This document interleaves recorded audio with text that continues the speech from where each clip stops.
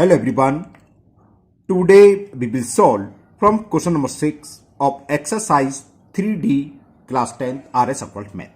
हम RS Occult Math की book को सॉल्व कर रहे हैं। इससे पहले मैंने जितनी वीडियो बनाई है उन सब का लिंक आपको नीचे डिस्कशन बॉक्स में मैं दे दूंगा, जिससे अगर इससे पहले आपको कोई भी प्रॉब्लम हो तो आप नीचे डिस्कस बॉक्स में जाकर उस वीडियो को लिंक को क्लिक करके आप वो वीडियो देख सकते हैं। टॉपिक आपका चल रहा है linear equation in two variable. चलिए करते हैं क्वेश्चन नंबर 6। क्वेश्चन आपका है find the value of k for which the following system of equation has unique solution। और 6 में हमें दे रखा है 5x plus 7y minus 5 is equal to 0, 2x plus ky minus 1 equal to 0। चलिए कैसे होगा समझाते हैं। तो ये मैंने दोनों इक्वेशन लिख ली हैं, 5x minus 7y minus 5 equal to 0, 2x plus ky minus 1 equal to 0। हमें k की वैल्यू निकालनी है और ये गिवन है कि इक्वेशन हैज यूनिक सॉल्यूशन। तो बस तो लिख दो the given system of equation, the given system of equation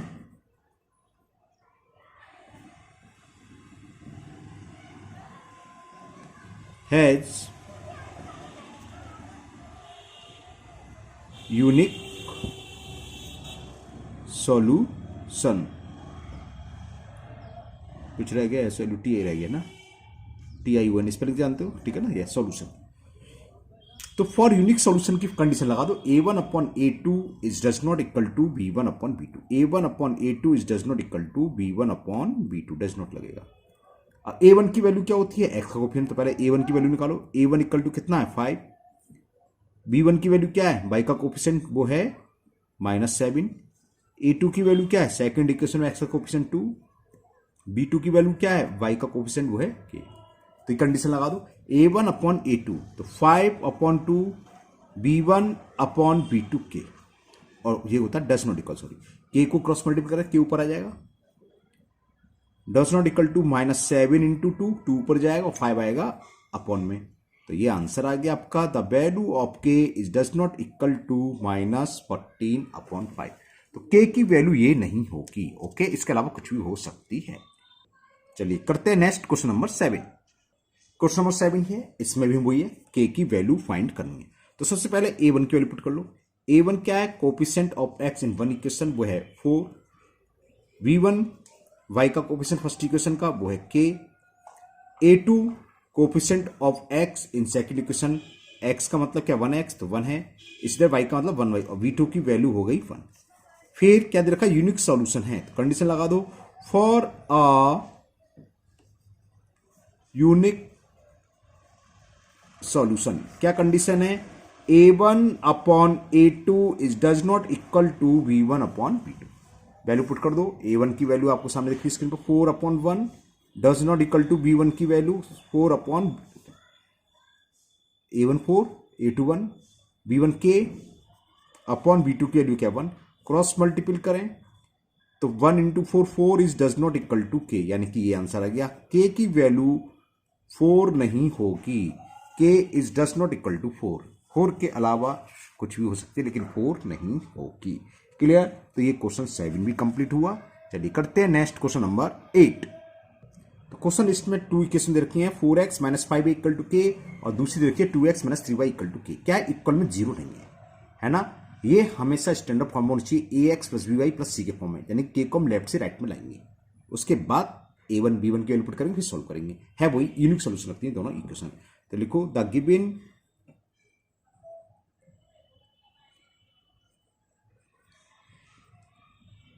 system of equation is, पहले से चेंज कर लो, इक्वेशन इज क्या हो जाएगा, 4x माइनस 5 बाई के को राइट से लेफ्ट में लाएंगे तो माइनस के इक्वल टू 0। इसी तरह सेकंड लिख लो 2x माइनस 3 बाई 12 को लेफ्ट से राइट में लाएंगे, लेफ्ट से राइट से राइट से लेफ्ट में लाएंगे तो माइनस 12 हो जाएगा इक्वल टू 0। अब क्या हो जाएगा, a1 की वैल्यू क्या, फर्स्ट इक्वेशन में x का कोफिशिएंट 4 है, तो a1 4, v1 की वैल्यू minus 5, okay, c1 equal to k, और बल्कि माइनस k। अब यहां a2 is equal to 2, V2 is equal to -3 और C2 इज इक्वल टू -12। ठीक है ना। अब ऊपर हमें दे रखा था हेडिंग क्या, इक्वेशन है यूनिक सॉल्यूशन। अब जरा यूनिक सॉल्यूशन में हम कंडीशन देखें तो क्या होता है, A1 अपॉन A2 की वैल्यू निकालें। जरा मैं इसको अलग से क्यों कर रहा हूं बताऊंगा अभी। तो A1 अपॉन A2 की वैल्यू आ गई 2। अब निकालें हम V1 अपॉन V2 की वैल्यू। तो V1 की वैल्यू है -5 अपॉन -3, ये कैंसिल हो गई, 5 अपॉन 3 आ गई। इक्वल नहीं आया, अगर बाई चांस इक्वल आ जाता हम C1 अपॉन C2 लेते, लेकिन इक्वल आ गया तो यानी कि रियल वो यूनिक सॉल्यूशन है।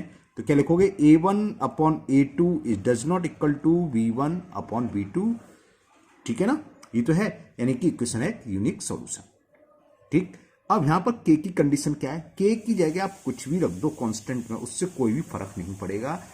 सॉल्यूशन जो होंगे क्या होंगे, यूनिक सॉल्यूशन होंगे इसके। क्लियर। तो k कोई भी, लेकिन क्या होना चाहिए, रियल नंबर होना चाहिए, इमेज नंबर नहीं होना चाहिए, क्योंकि k A1 और B1 में नहीं आ रहा है, अलग से आ रहा है। तो बस आप ऐसे ही लिख दो direct, k the value of k is any real number, imaginary नहीं होना चाहिए, है ना। तो k इज एनी, अगर ये इक्वल आ जाता तो हम दूसरी कंडीशन लगाते, does not equal to C1 upon C2, तो उससे आंसर निकला था k का। लेकिन यहां तो इक्वल आया नहीं, तो इसके आगे हमें सोल्व करने की जरूरत नहीं है। k की कुछ भी रखो, यूनिक सॉल्यूशन ही हो, आप कुछ भी रख के देख लो, k की वैल्यू कुछ भी कर लो, 7 रख लो, 8 रख लो, 9 रख लो, कुछ भी रख के देख लो हमें, क्योंकि इसका तो यूज ही नहीं होता है।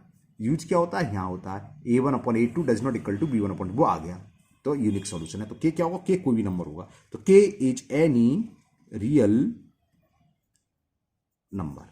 ठीक है, चलिए करते हैं, अच्छा क्वेश्चन था ये, ध्यान रखना। चलिए करते हैं नेक्स्ट क्वेश्चन नंबर 9।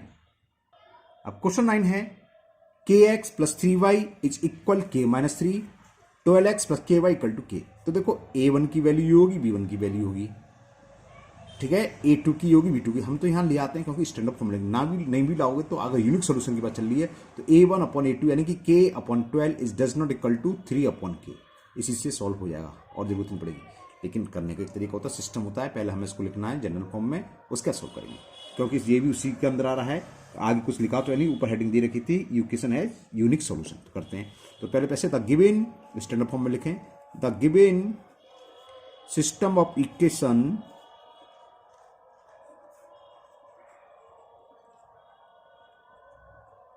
पहली वाली kx प्लस 3y, कॉन्स्टेंट को अंदर लिया है, मतलब राइट से लेफ्ट में तो माइनस के k माइनस 3 हो गया, इक्वल टू 0। सेकेंड क्या हो जाएगा, 12x plus ky minus k equal to 0।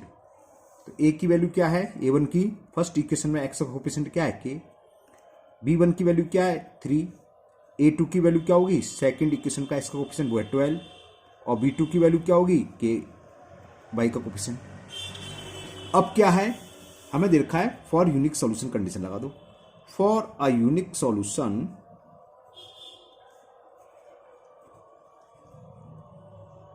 Condition है A1 upon A2 is does not equal to V1 upon B2। A1 की वैल्यू k, A2 की value 12, does not equal to V1 की value 3 और इसकी k। ठीक, cross multiple k into k square is does not equal to 12 3 जा 36। Clear. अब does not equal से अब कोई फर्क नहीं, आप इक्वल की तरह सोल्व करो। जब इक्वल की तरह सोल्व करो k की वैल्यू क्या होगी, प्लस माइनस 6, इसका रूट क्या होता है, तो k की वैल्यू आ गई, k is does not equal to, इसको हमने सोल्व कर लिया, k की वैल्यू क्या आ गई, प्लस माइनस 6। इसका मतलब क्या है, k की वैल्यू 6 नहीं होगी और k की वैल्यू -6 नहीं होगी। ओके, तो k की वैल्यू 6 और -6 के अलावा कुछ भी हो सकती है। क्लियर, तो यह आंसर हो गया। The value of k is any real number other than +6 and -6। बस ये नहीं होगी, इसके अलावा कुछ भी होगी। ऊपर वाले क्वेश्चन में क्या था, k अलग आ रहा था, कांस्टेंट टर्म में आ रहा था, तो हमने चेक करके देखा A1 upon A2 B1 upon B2 equal तो नहीं आ रहे, लेकिन हमने चेक करा तो देखा था वो इक्वल नहीं आ रहे, यानी कि यूनिक सॉल्यूशन है। k का इस तरीके से कोई कंडीशन नहीं है, बस डायरेक्ट लिख देते उसमें कि k has any real number. चलिए करते हैं क्वेश्चन नंबर 10। क्वेश्चन 10 है आपका, so that the system of equation 2x minus 3y equal to 5, 6x minus 9y is equal to 15 has an infinite number of solution. तो A1 upon A2 निकालोगे, इसमें B upon B2 का आएगा, दिखाएंगे वो है ना, एक इक्वल और लगेगी इसमें C1/C2 क्या होती है समझाते हैं, चलिए करते हैं इसे। तो हमने दोनों इक्वेशन लिख ली मैंने, अब वही छोटी सी लैंग्वेज लिख लेते हैं। The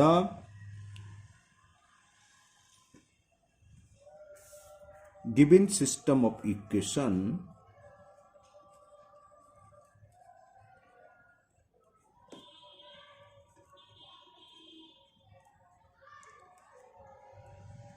two x minus 3y a x plus b y plus c की फॉर्म, यानी कि 5 को राइट से लेफ्ट में ले रहे हैं तो -5 हो जाएगा इक्वल टू 0। फर्स्ट इक्वेशन ये हो गई। सेकंड क्या होगी, 6x माइनस 9y प्लस 15 को राइट से लेफ्ट में लाएंगे तो -15 इक्वल टू 0। अब a1 b1 c1 तीनों की वैल्यू लिखो, क्योंकि हमें प्रूव करना है, हमें शो करना है system of equation has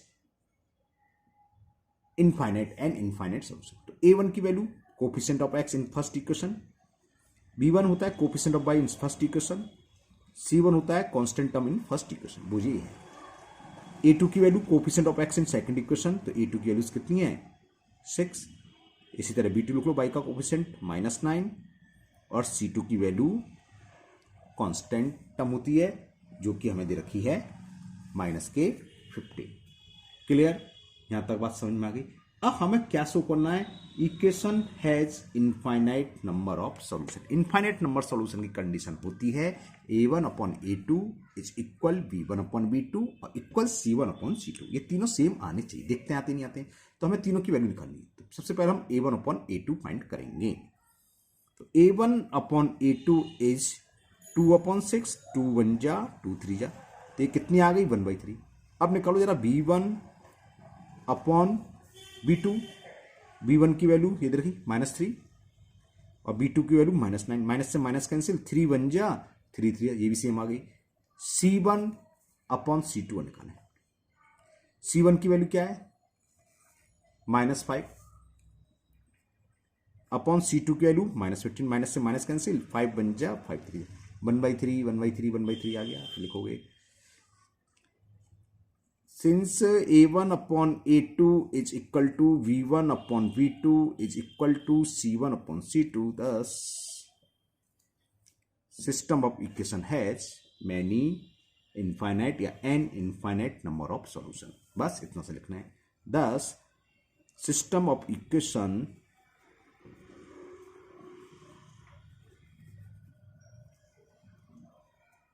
has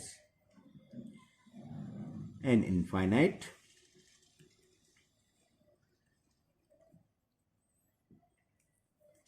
solution.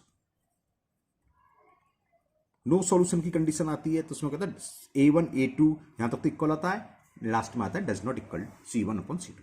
तो चलिए ये क्वेश्चन नंबर 10 कंप्लीट हुआ। मुझे उम्मीद है आपको समझ में आ गया। बहुत सिंपल है, a1/a2 b1/b2 वैल्यू निकालना है और c1/c2। चलिए करते हैं नेक्स्ट क्वेश्चन नंबर 11। क्वेश्चन 11 है so that the system of equation 6x + 5y = 11, 9x + 15/2y = 21 has no solution. इसमें तीसरी कंडीशन लगेगी, a1/a2 निकालेंगे, फिर b1/b2 निकालेंगे और c1/c2 निकालेंगे। तो क्या होगा, इसमें a1/a2 बराबर आ जाएगा b1/b2 लेकिन वो c1/c2 के इक्वल नहीं आएगा। तब जाके सॉल्व होगा कि हैज नो सॉल्यूशन। चलिए करते हैं इसे भी। तो ये मैंने दोनों इक्वेशन उतार ली है, तो वही बस इसको स्टैंडर्ड फॉर्म में लिख लेते हैं। The given system of equation is the given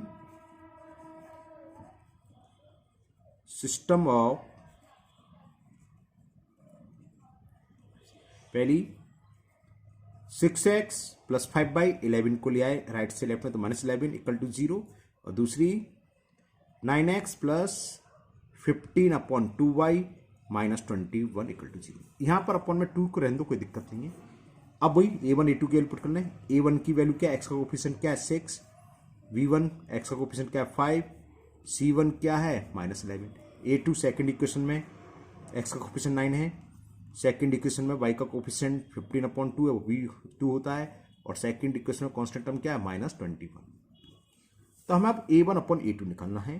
तो a1/a2 की वैल्यू हो गई 6/9, 3 2 जा 3 3 जा 2/3 आ गई। b1/b2 की वैल्यू निकालें, 5/15/2, 15/2, 2 ऊपर चला जाता है तो 2 × 5/15, 5 1 जा 5 3 जा, देखो इक्वल आ गई। 2/3 2/3। अब C1/C2 इसके इक्वल नहीं आना चाहिए। अगर इक्वल आ जाता है तो क्या हो जाएगा, इनफाइनाइट सॉल्यूशन हो जाते हैं, और इक्वल नहीं आता है तब जाके होती है नो सॉल्यूशन की कंडीशन। देखते हैं क्या आता है C1/C2। तो C1/C2, C1 की वैल्यू -11 और C2 की -21। माइनस से माइनस कैंसिल होगा, बस 11/21। तो हमने देखा A1/A2 equal to V1/V2 2/3 but does not equal to C1/C2, ये लिखना पड़ेगा। तो हमने देखा since A1/A2 is equal to V1/V2 but it is does not equal to C1/C2, तो system of equation has no solution. बस ये कंडीशन थी, नो सॉल्यूशन वाली कंडीशन आ गई तो हमारा आंसर हो गया। ओके, यहां तक क्लियर हो गया। तो बस लिख दो द सिस्टम गिवन सिस्टम भी लिख सकते, the system of equation has no solution. तो इसी के साथ ही क्वेश्चन नंबर 11 कंप्लीट हुआ। तो आज के वीडियो में हम क्वेश्चन नंबर 11 तक ही रहने देते हैं। मुझे उम्मीद है ये सभी क्वेश्चन आपको आज के अच्छे से समझ में आ गए होंगे। फिर भी अगर आपको कोई डाउट है तो आप कमेंट बॉक्स में कमेंट करें, मैं उस क्वेश्चन को किसी और मेथड से समझाने की कोशिश करूंगा। अगर आप लोग पहली बार चैनल पर आए हैं तो चैनल को सब्सक्राइब करना ना भूलें, साथ ही साथ बेल आइकन जरूर प्रेस करें, जिससे आगे जो भी वीडियो अपलोड होगी उसका नोटिफिकेशन आपको मिल जाएगा और वो वीडियो आपकी मिस नहीं होगी। इस वीडियो को अपने दोस्तों को भी शेयर करें, जिससे कि वो भी इसका फायदा उठा सकें। फिर मिलते हैं नेक्स्ट वीडियो में। Thank you, have a nice day.